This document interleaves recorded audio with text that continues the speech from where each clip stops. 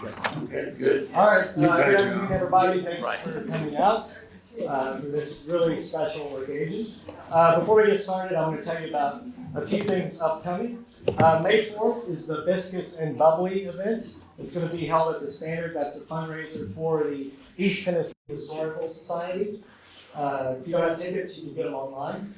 May 6th, the annual meeting of the membership. Is anybody here a member of the Historical Society? There's a few. You can always join at any time. And on May 6th is going to be the annual meeting of membership with guest speaker Jeff Sellers from Nashville. And then May 13th, we're going to have Shannon Hitchcock and Jim Stokely going to be here for the Words and Water with Children's book author Shannon Hitchcock and Jim Stokely of the Wilma Dykeman Legacy. So, as always, you can look on the Historical Society site to see what events are coming. My name is Eric Dawson. I'm the manager of the McClellan Historical Collection.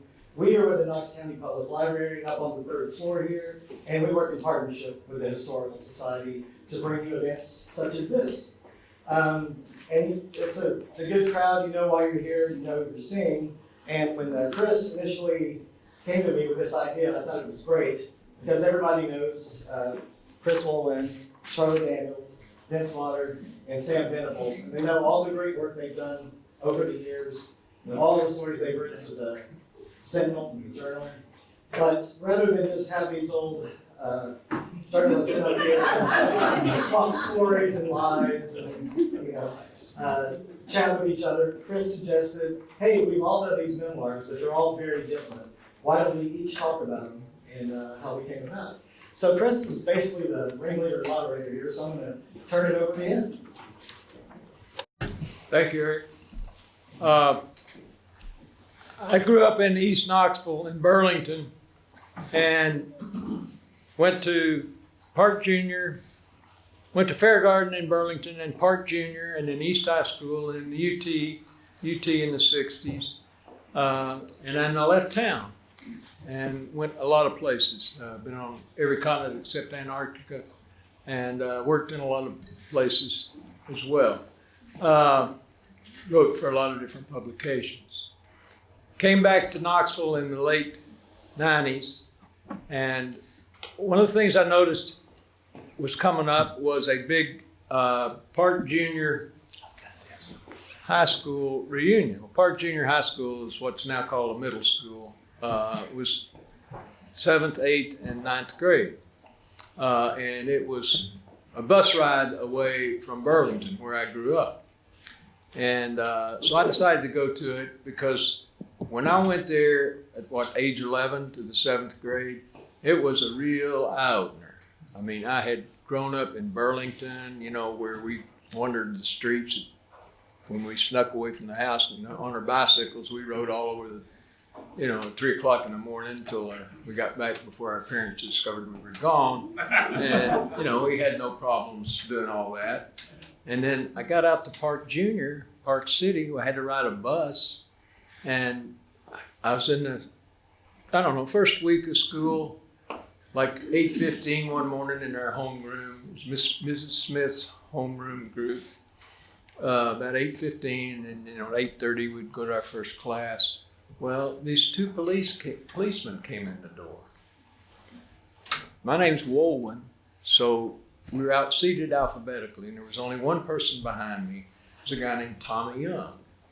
Well, I thought, initially when I met him, I thought, this guy looks a little bit older than the rest of us here, 7th grade.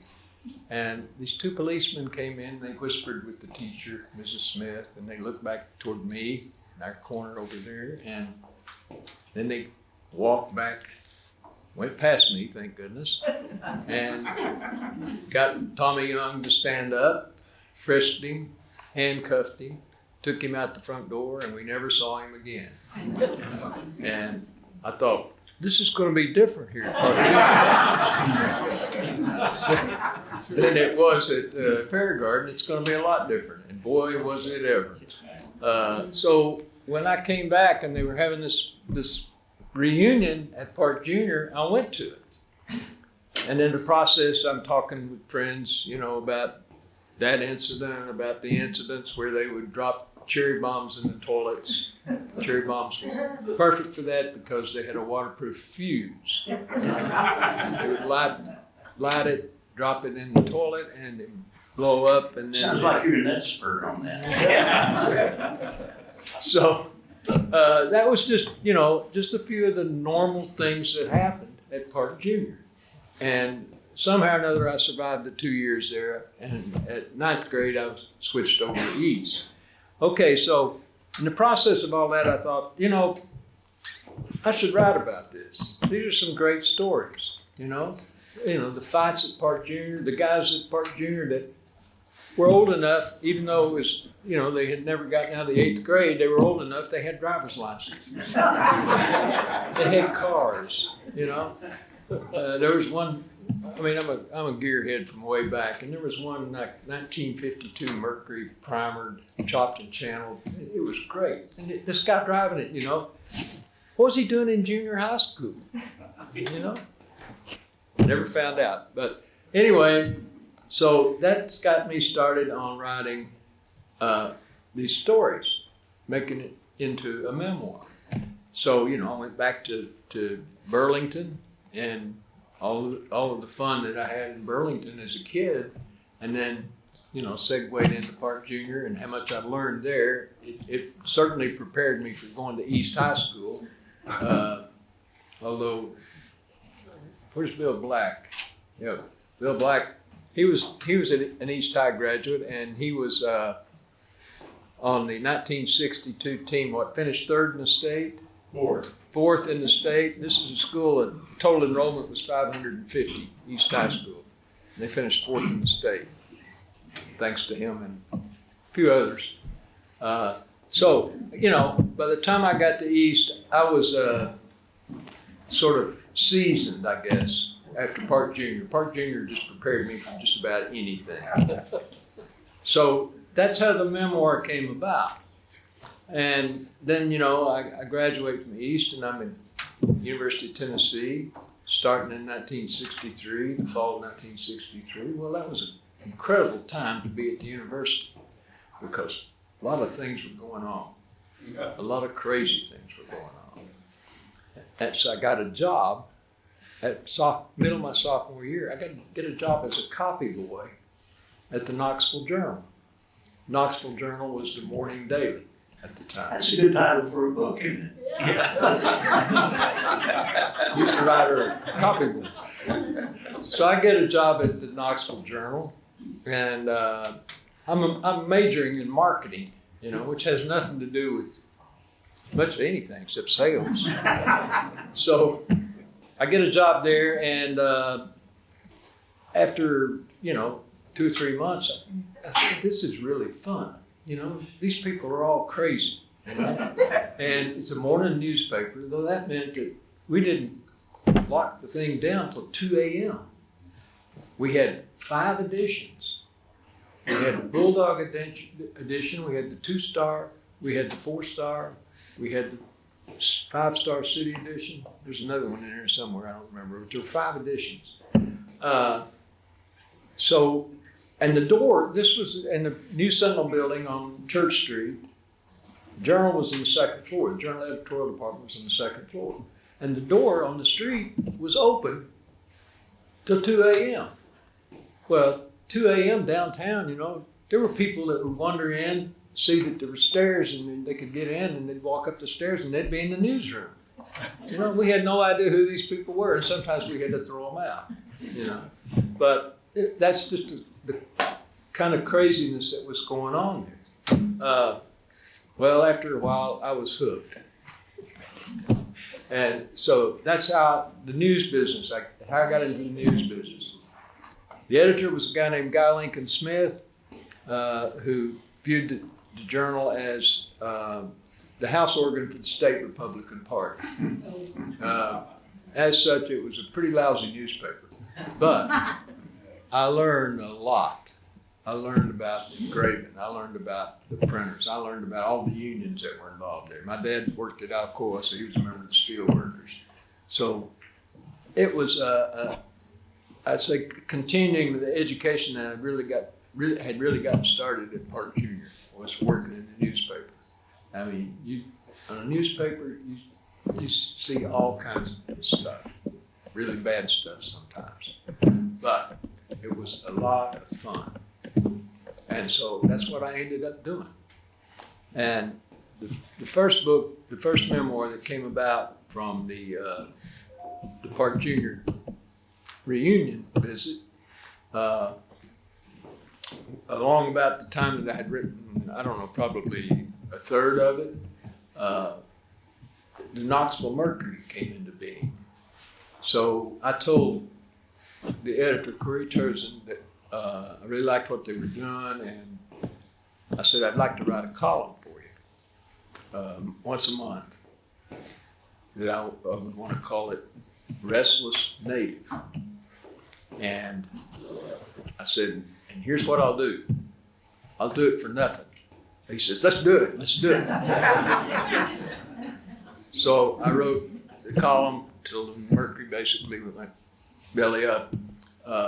And a lot of those columns ended up as part of that first book. So from there, I left Knoxville in 1972 after being involved in organizing the guild at the Journal, and went to Europe. Had saved up my money and, just pulled up, went to Europe, and stayed there till my money ran out, which maybe 10 weeks, something like that. And that started the travel bug. So Remnants and Reflections, this book is probably 1/3, maybe a half of it is about travel, including 1977, 3 weeks in the Soviet Union, which was a fascinating trip from Leningrad to Irkutsk, through Central Asia, trip to Australia, Chile, Egypt, Cyprus, Europe several times. So that's sort of where I am with the memoir. Two books, memoir, classic memoir. And for this one, Remnants and Reflections, I decided I wanted a sort of minimalist cover. And, I knew this guy here from my days at the Knoxville Journal. He was at the News-Sentinel then. Yeah, you were still at the News-Sentinel then. No, you weren't. You were already retired. Anyway, so I had a photograph that I wanted this sort of skeptical sideways look. And so I showed the photograph to Charlie and I said, could you do me a drawing? And this is what he ended up doing. This is perfect, pretty skeptical.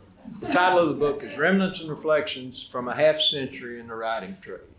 And the places I worked included the Journal, Miami Herald, Charlotte Observer, Louisville Times, the Bingham family in Louisville, Kentucky, Dallas Times Herald for Times Mirror in Dallas, Kansas City Star, Kansas City, Missouri, and then the Atlanta Journal-Constitution, plus some couple of magazines in there too. And the last, when I finally decided to hang that up, I was doing travel pieces for the New York Times.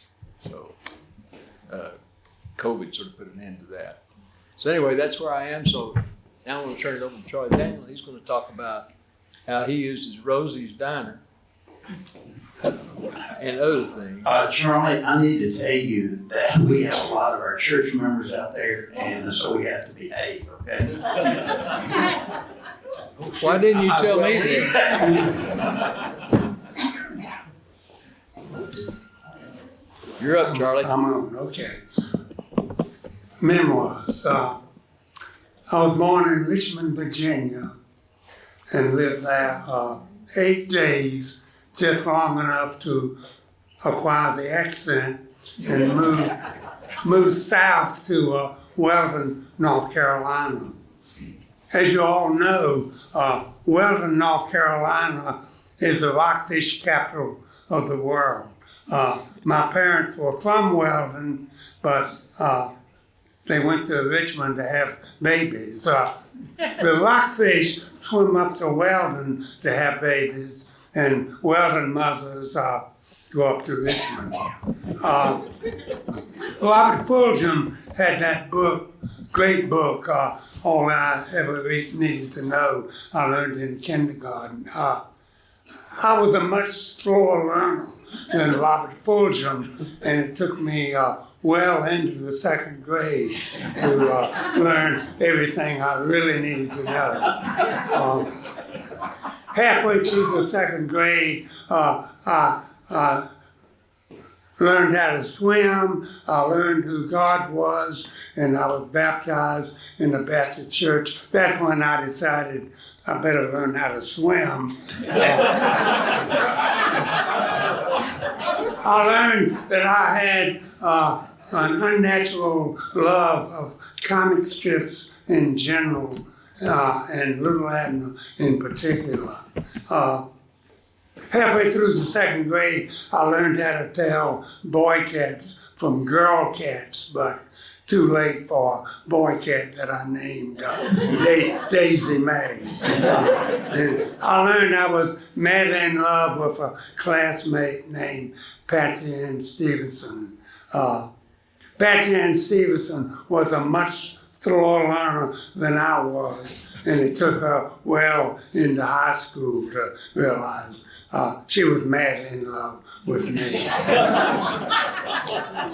My sophomore year in high school, I saw on a book cover this lady's head, and it said, "Draw me." And I drew her and mailed it off to Art Instructions in Minneapolis, Minnesota. 3 weeks later, I come home from school, and there in my living room is a salesman from Art Institute in Minneapolis, Minnesota, and my mother. And he was telling her what a great talent her son was and how he needed to take this correspondence course on how to draw. And so my mother said, "If I buy this, will you study hard and do all the lessons?" And I said, "Scout's honor, I'll do it faithfully." And so she bought the course without telling my father, and that's another story. They got along with that one. So the first lesson came, and it was drawing triangles and boxes and not cartoons. And I'm only interested in cartoons because I've been copying Crazy Cat and Little Abner, and I've gotten pretty good at it. So I never did the first lesson. No, really. Never did the first lesson. My mother lived to 105, and she never neglected in saying, "Has that correspondence course coming up?" The weird thing about this whole thing was, this was about 1948, and Charles Schulz had just gotten out of the Army and went to work with Art Instructions in Minneapolis, Minnesota, while he was working on this little comic strip that he called Little People. Had I done the correspondence and mailed it off, Charles Schulz, no doubt, would have looked at my work and said, "Wow, this guy's really talented. Maybe he can help me with Little People." So anyhow, I muddled my way through high school, and I was somewhat of a football player, and I went to Fork Union Military Academy to play football, which I did my senior year and a PG year, and I got a scholarship to play football at UNC, the beginning of their decline.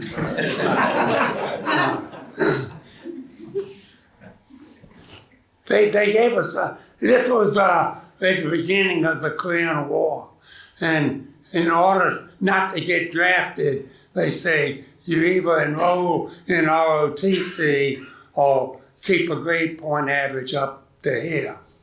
And so I just had 2 years of ROTC, so I chose to keep my grade point average up to here. Missed it by that much.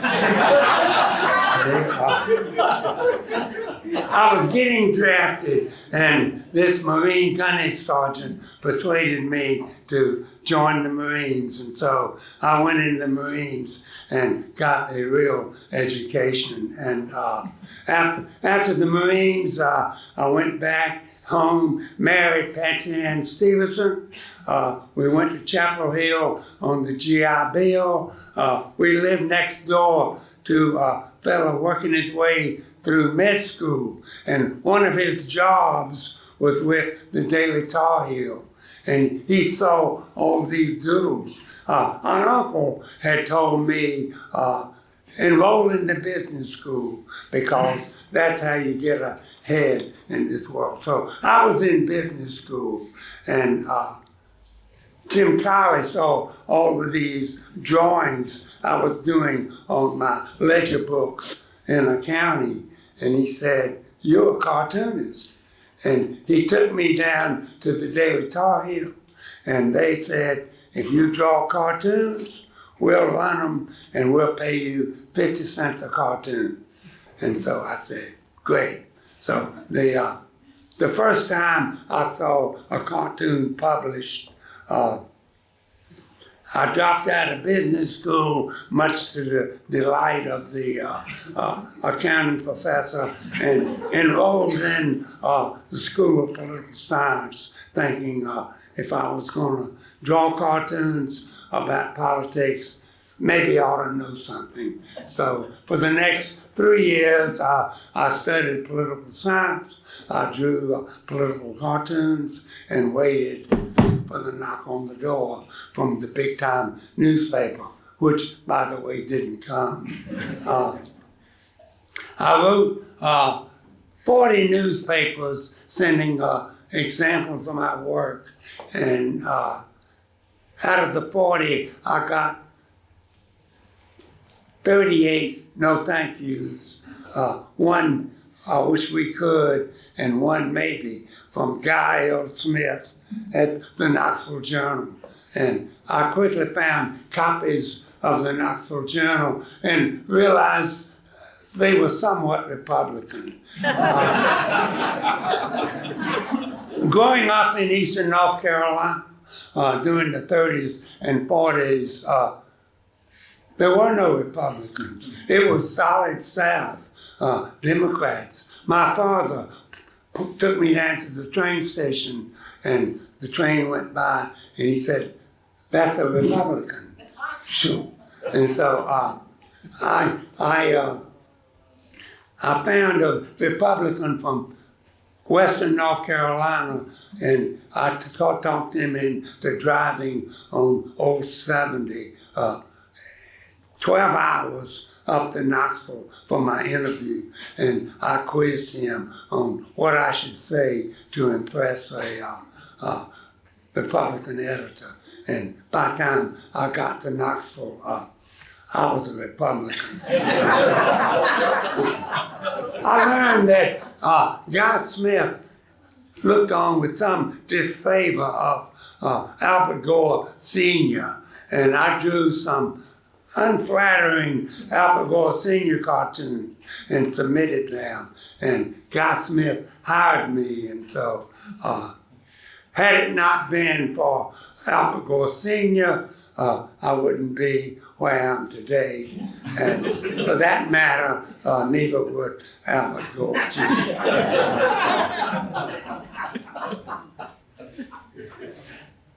Harry Hirschfield Jr., who was a cartoonist and a humorist, which I hope is redundant, asked his editor if a cartoonist was a newspaper man.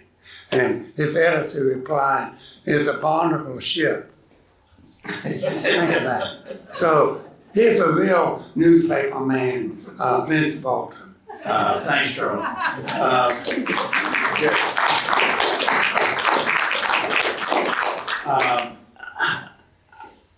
I'm going to go through this very quickly, which is tough for a guy who stutters, but we'll get through it. I spent 40 years in newspapers.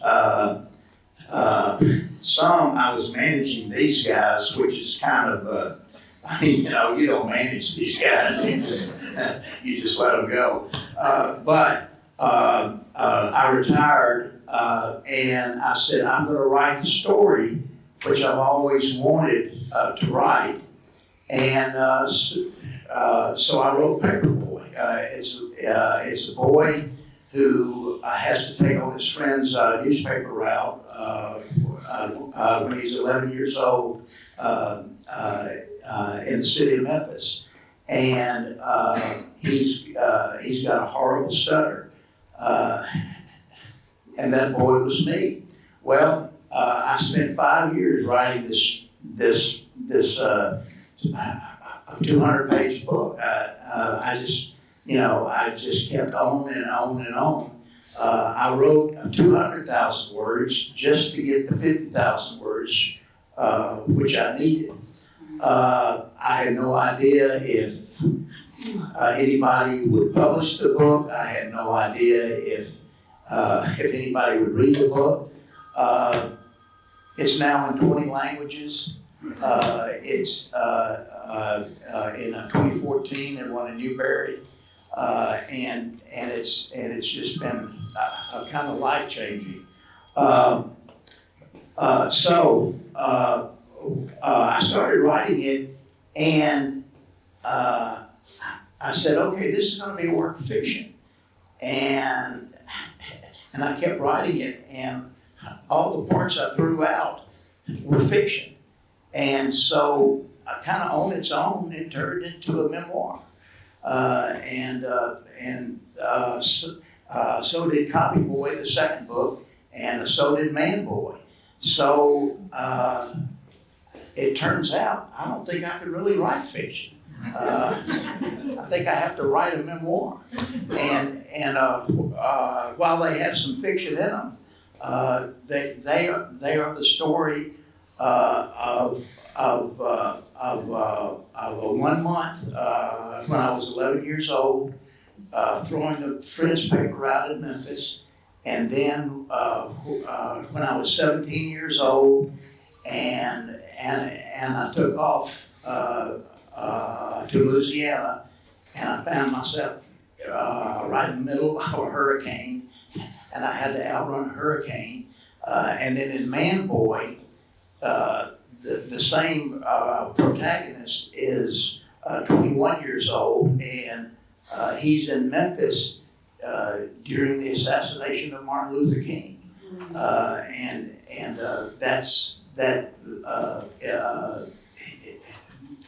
it tells that story through the eyes of a naive 21-year-old.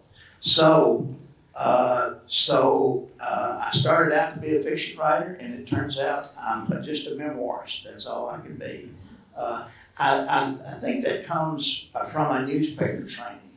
I think I had to have something real to start with,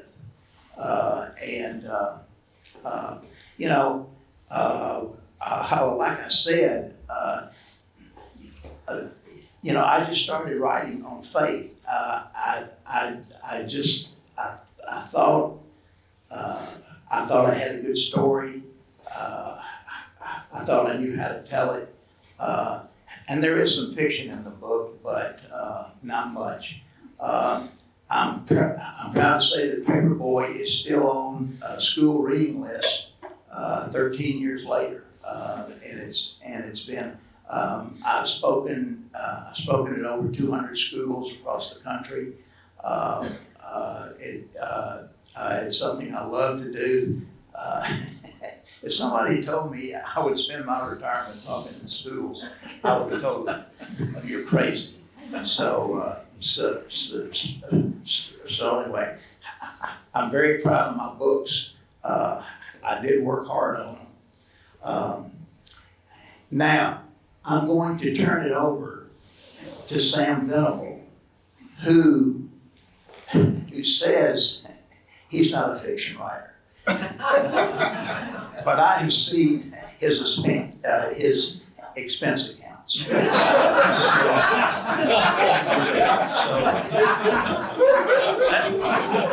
Sam, take it away. That's some of my best creative writing.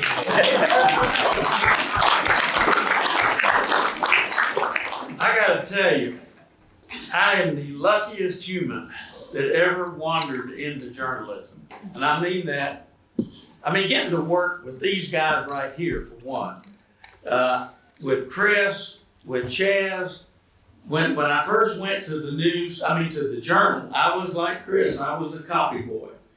And a copy boy is essentially a gopher. And I mean that literally.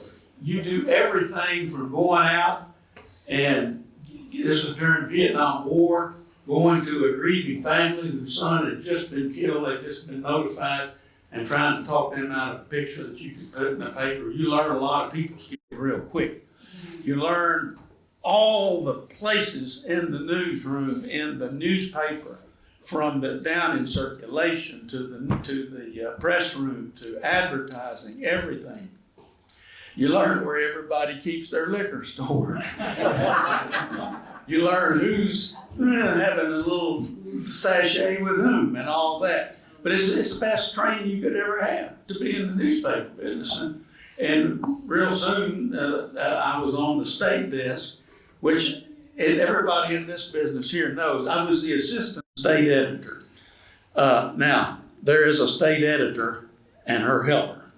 And so that makes you the assistant state editor. But in any event, I know exactly what Chris is talking about. Old-time newsrooms, you cannot believe them. They were crazy. Dictionaries flying and ashtrays flying and stuff like that. And people screaming and typewriters, 100 typewriters on deadline and all that kind of stuff.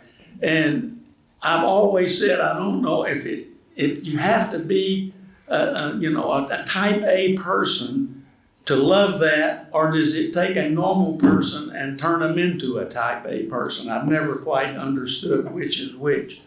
But how in the world did I get there? All my life. I was raised in South Knox County, went to Moreland Heights. Always Moron Heights for us. And went to Young High School where, now Bill, you were on which team at East? The 60 team? 62. Oh, well, see, 62 was my first year playing, so buddy, you don't know how lucky you were.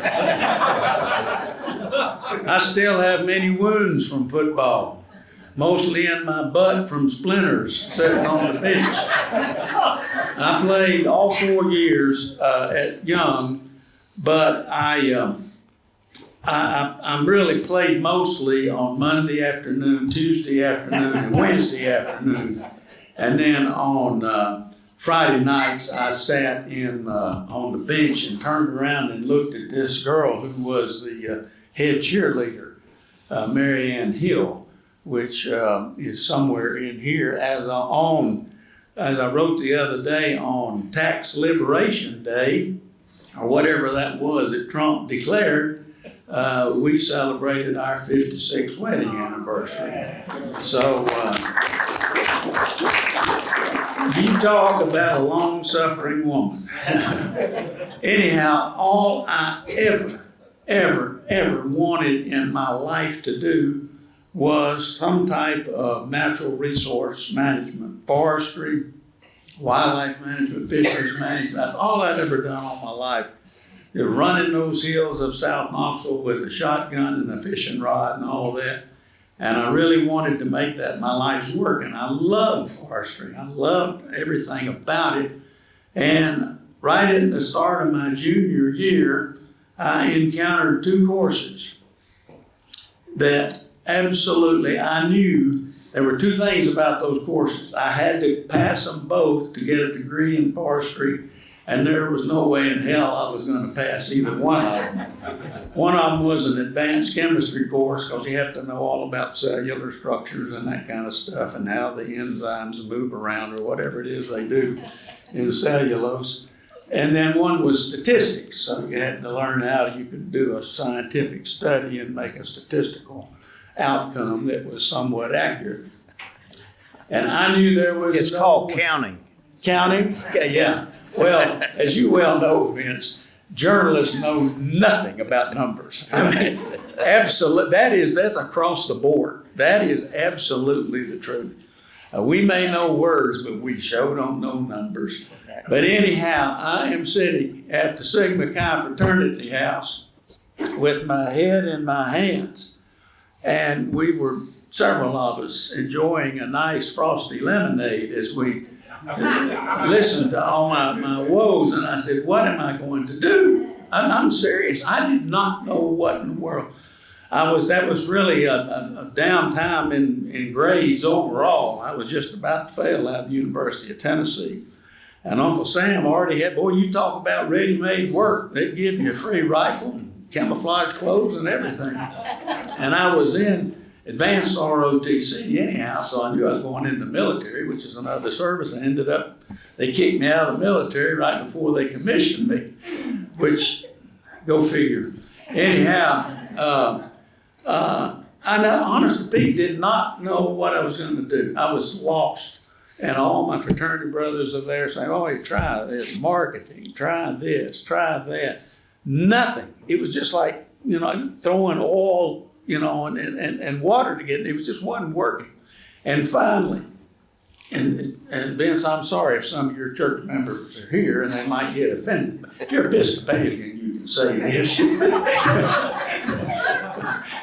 But I've got to tell it as it was told me. One of my fraternity brothers said, words that in my mind are printed in gold.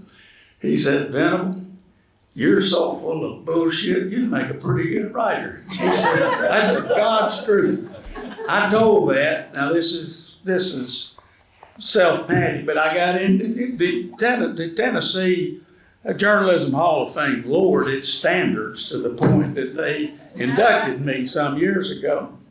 And I got inducted in a class with a Pulitzer Prize winner, a war correspondent, a guy that had spent his career at the New York Times, all that. And then this goof.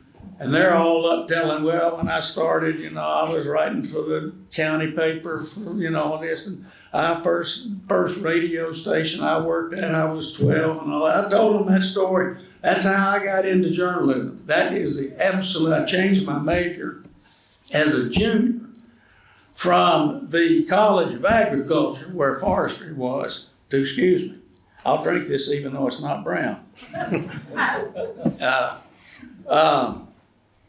to the business administration, where the School of Journalism was at that time. And I was so lucky that my first quarter of journalism was taught by Kelly Leiter, who had just come that quarter to UT from, he had been a street journalist, old hardcore journalist who decided he wanted to get into academia. And I took my pills this morning. I'm hearing things already, what this is. But in any event, he and I, for some reason, just meshed. He did not like jocks. My daddy was teaching phys ed on the hill up there and was a football official. And I had just played 4 years of football. He did not like outdoor people who hunted, and I loved to hunt. For some reason, though, Kelly Leiter and I, just like that. And I can remember after that first quarter, I thought, I can do this. This is fun. And so I did. I graduated in journalism. Got to be the only journalism graduate in the history of UT whose all of my elective courses are dendrology, silviculture, game birds management, wood products use. I bet I can out-chainsaw anybody ever, except maybe Vince. Now, Vince is pretty good with the chainsaw himself. But I even worked a summer job with the U.S. Forest Service. I mean, I was that much into it. before I switched. And I've always said I'd rather write on dead trees than grow trees. So anyhow, and that from that point on, everything just like that.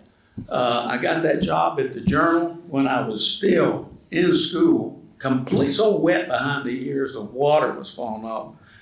Charlie Daniels' office was just like right over at that table from my desk. And he and I just hit it right off. And then we became great friends then. Chris, Lord, the trouble Chris and I got into up there, you don't want to hear. Some of that 2 a.m. stuff was fun, wasn't it, Chris? And yeah, and the 2:30 a.m. was even funner. But I got a job then at the Chattanooga News Free Press, and I was ended up writing police work at the Journal, covering the courts. That's what I did in Chattanooga. And then this shows you how quaint the times were. Chattanooga is 100 miles away from Knoxville. Tom Seiler wrote me a letter one day and said, if you're coming home for Christmas, come by and talk to me. He knew that I had an interest in the outdoors, and he knew my background was journalism, but with all of that background in forestry and wildlife. And he said, Mike, want to talk to you. So I came home and took the job. Yeah, it was not till March that we moved from Chattanooga back to Knoxville. And I walked into the Knoxville News-Sentinel on March the 5th, 1970. And from that moment on, much to the chagrin of sports editors, managing editors, and everybody else, I never did have a job. My God, they paid me to go hunting and fishing and write about it. You talk about Brer Rabbit in the doggone briar patch, brother. And as I said, the first out-of-town trip I took, I went down to North Georgia to fish with some guys and came back, and I had kept my receipts. I thought, well, I'll just use them, for tax purposes at the end of the year. And I think it was Roland, came over and said, have you filled out your expense account? And I said, well, no. I thought, my God, they ain't gonna pay my expenses, go down there and fish 2 or 3 days, sure. Roland said, yeah, just do this. I said, oh, okay. I took that thing to Red Bales, and he was the assistant sports editor, had to okay it. And I was like, I just slid it over there and waited for him to start screaming at me. Oh, okay. He said, just take that back to the bank and they'll pay you. Ooh, sweet. I never did worry about it after that. No, I really. You sure didn't. Hey, I learned from Marvin. I learned from the best. I knew grifting before it became popular. But no, I really enjoyed it. And I was getting kind of tired after 15 years of outdoors of doing, as I said, you can only write the opening day of trout season so many ways. I mean, people go, they catch trout and they come home. And we changed editors then, and Harry Moscas came in as editor, and he said, everything happened you can't believe the timing. Carson Brewer, who was our columnist, our Metro columnist, was retiring within about a month of when the editor was retiring. And so Harry said, and I was doing a lot of humor in sports by then, and he said, would you come over and do the same stuff on the main paper you're doing in sports? I said, sure. And so that's what I did from there on out. And I loved it. And then Bill Landry and I got together and we started doing that talk is cheap stuff. And it has just been the most blessed career I could ever ask for. I mean, I can't believe that I had that type of career. And my memoirs are mainly all those books of BS. The Sentinel started printing them, and then UT Press started printing them. And another company in Willow Creek Press started printing them. And then by that time, where is Mary Ann? Has she left yet? Oh, there, I see her hand waving. There she is. By that time, she was retired. She's an IT specialist, and she knew all about this self-publishing and all. And so she's done 2 or 3 books of mine. She's done what, 2 for you, Charlie? 1 for you, or 1 for you? And so it's just been a blast. It's been fun. And as I said, the only way you're going to get rich in journalism is to marry the publisher's daughter. I'll tell you that. But I'll tell you right now, there is no more fun and rewarding occupation that I can ever imagine, except being in journalism, especially daily newspapers. You get it in your blood, and I'm telling you, it's just something that's like drugs, especially, Georgiana's back there, Vince, there's other new, Randy back there. You're working on a deadline story, there's Betty, and you're working on a deadline story, and you're not even sure you're not even cognizant of anything. I said they could probably cut off an arm, and you just start typing with one hand. It's just a different world. And so that's about that. And I think we've pretty much can open it to questions. Questions now? Yeah, that'd be good. Y'all are good. Thank you. I was wondering if Vince would talk about his New York experience. Thanks, Georgiana. In 2023, the Manhattan School of Music thought that they could turn Paperboy into a musical, and I'm thinking, gosh, I don't even know anything about writing novels, and here it's going to be a musical, and they did a bang up job in 2023. It's called the Paperboy Musical. We're now in talks with a theater, I think in New Hampshire and several other theaters, and we hope it's going to go on the road. And it's a very good musical. Our church carried a bus up to Manhattan School of Music and saw it, and I think they were all pleased with it, and it's just a good, wholesome musical, and I'm just kind of hanging on by my fingernails. I don't know anything about musical theater, yet I'm part of the creative team. But there's some good Journalists folks. don't know anything about what they're writing. So Right. why not? Yeah. One thing is the co-writer of it. Her name is Emily Lesser. Her father was Frank Lesser, who wrote Guys and Dolls and several other big shows. And you can't make this stuff up.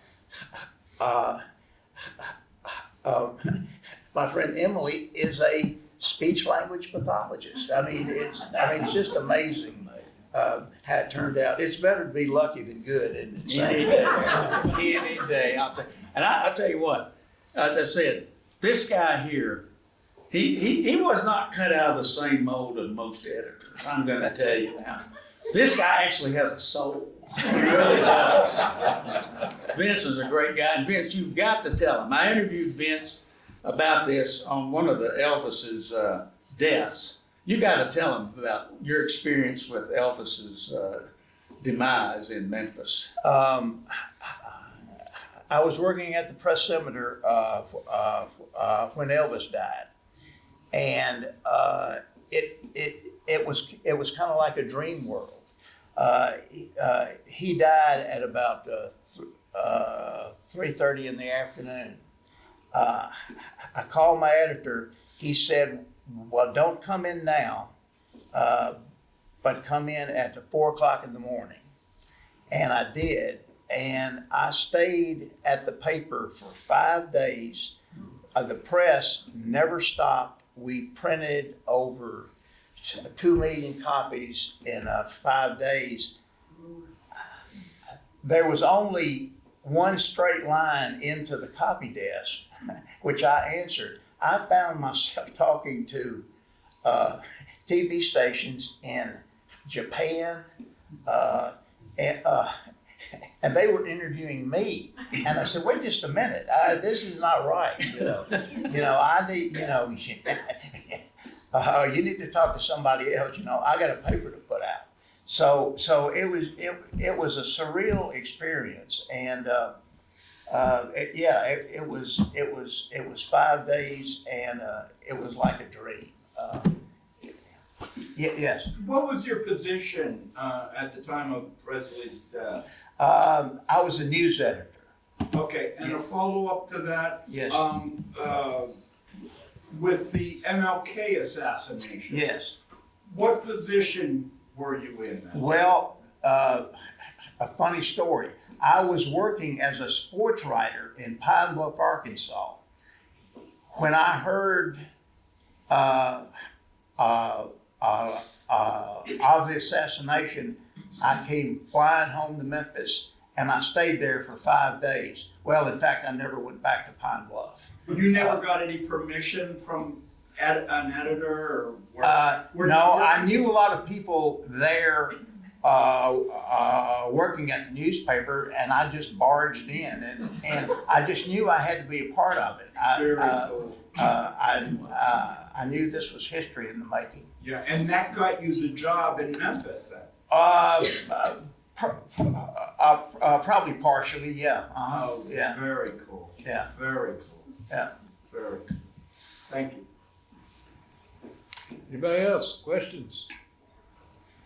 Sam, I know you found your calling in writing in college. I bet you just aced that junior English examination. Gotta have a brother-in-law. Everybody gotta have a brother-in-law. My brother-in-law Tony back there, that I love like he's blood kin. But let me tell you, junior English. How many of y'all went to the UT during the 60s, 50s, 60s, and all that? You're familiar with the junior English exam.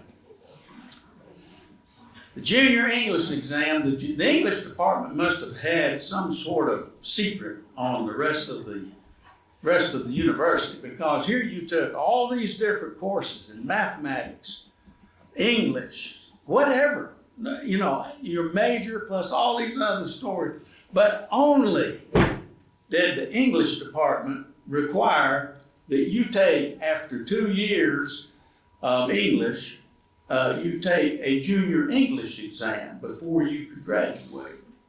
Well, by the time I took the junior English exam, I was in my junior year. I'm working for a newspaper. Piece of cake. I go over there, take that thing, walk out. All right, some days or weeks go by, and the junior English exam was pass-fail. That was it, pass-fail. And so I went over there the day they announced. It was a Saturday morning. You were supposed to go to that department. And this shows you how innocent times it were. Everything that you did at the University of Tennessee in that era, you were not listed by name, you were listed by Social Security number. Oh yeah. So I had that sheet up there, and it was just pass-fail, and I went down there. There's an F, fail. I mean, not sitting too bad. Let me get a straight edge up there. I mean, it got to be a mistake here. That was Saturday morning. That evening, I was inducted into the student chapter of Sigma Delta Chi, journalism, professional journalism. Susan Barnes, who was in my class at UT, when she was editing the alumni magazine, she asked me to write a piece about that. And I said, Susan, I will. I'd love to write that. That crushed my ego. The fact that I, a professional journalist, I'm making $100 a week, I'll tell you, failed, and what? No, this can't be right. That hurt it just picked me up and crushed me and threw me against the wall. you had to write 3 themes then to pass it. I put it off until the last quarter of my senior year before I would go in there and lower myself to take that. And I wrote the first 2 themes, you know, in that block style. You had to have your outline and do all that. I wrote it and I passed it. And on the last one, they had a graduate assistant checking those things. And the last one, she said, yes, and she said, that's okay, but she said, you seem so rigid in this, you're sticking right to the outline and everything. Maybe you need to broaden out a little bit. And I said, ma'am, do I pass? And she said, oh yeah, you passed. I said, that's all I want to know. And that was, without question, the best kick in the butt I've ever had professionally in my life. Because it taught me, hey, there are lots of different ways to write. And there are lots of different editors you're going to be writing for. And there are lots of different audiences you're going to be writing for. That was the very best writing lesson. And it was really just a lesson in humanity, but it just dope slapped me when I needed it. Well, anyhow, Susan asked me to write it. And I did. And I, typical smart ass that I am, I wrote this, and when I sent it over to Susan, she called and was laughing about the last line. And I said, well, are you going to cut it? She said, oh, no, I'm going to run it. And I wrote that in talking about it, and I summed the thing up. It was the best writing lesson I ever had, was to just take me and shake me and say, son, you are not God's gift to journalism. You need to remember that there's a whole world of stuff out there. And I did, and I mean that from the bottom of my heart, but I also mean from the bottom of my heart what I wrote in that last line. I said, as much as I appreciate it and all that, I said, whoever that graduate assistant was that checked all those grades, I can write rings around your scholarly ass.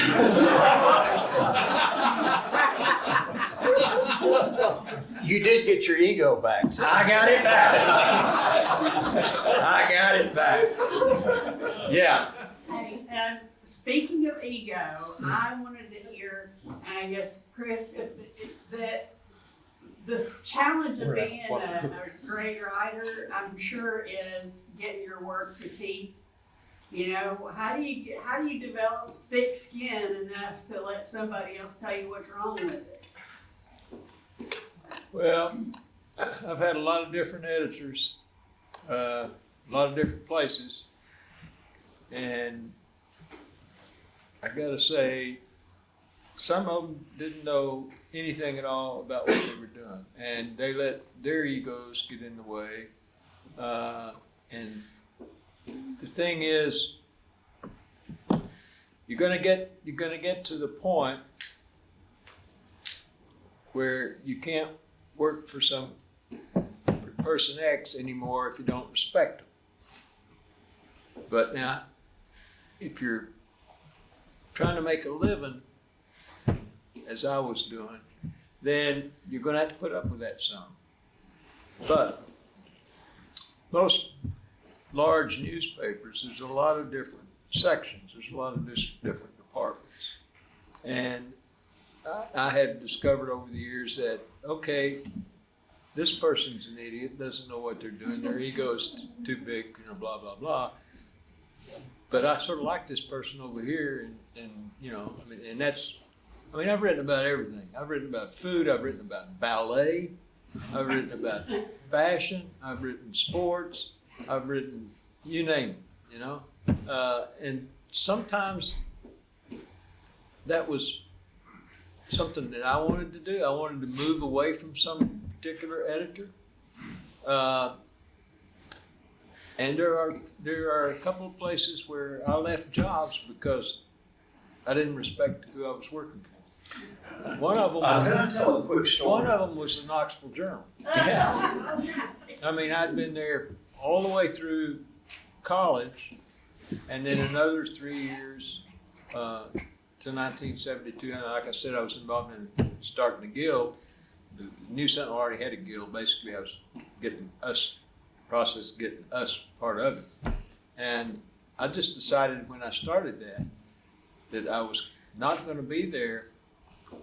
I was going to see it through to the election, the guild election, and I was not going to be there. And it was because the person I was working with, I had no respect for. And I had enough confidence myself in what I had learned and what I was doing at that point that I knew I could make a living doing journalism. Just, I didn't want to do it right there. I didn't want to do it to Knoxville Journal. And same thing happened in Charlotte Observer, Charlotte, North Carolina. I didn't want to work there anymore.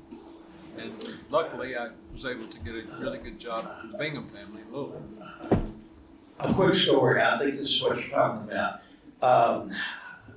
I wrote Paperboy, and it took off. It did amazing, and so I started on Copyboy, which was a sequel, and I worked hard on it 2 or 3 years. I turned that into Random House, and they said, Vince, we love your story. We love what you've done with it, but there's a problem. We don't let our popular characters grow old. And I said, well, that's not life. And my editor said, yeah, but that's publishing. So we found another publisher, and they were pleased with it.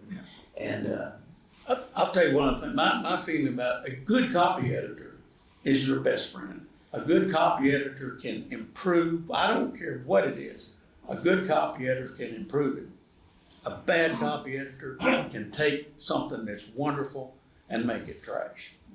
It's a skill of, yeah. It's a different thing. I mean, you're talking copy editor, you're talking line editing.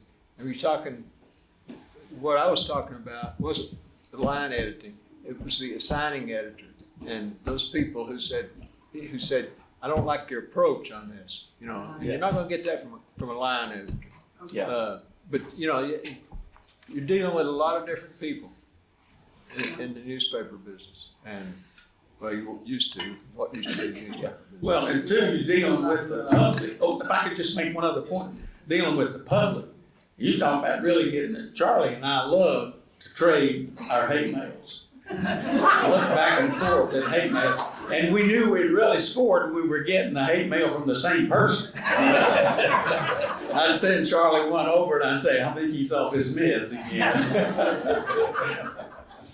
Time for one more question, and then these guys have books available for sale, and they'll be signed. Charlie, have you ever been edited? Been what? Edited. Daily.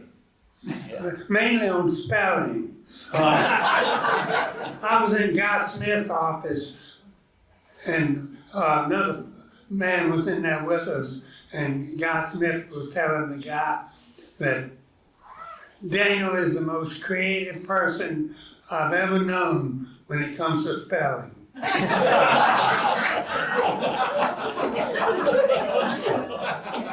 The cartoonist motto is one picture is worth 1,000 misspelled words. So yes, I've been edited. I want to thank our panel so much. thank you for coming. Thank you.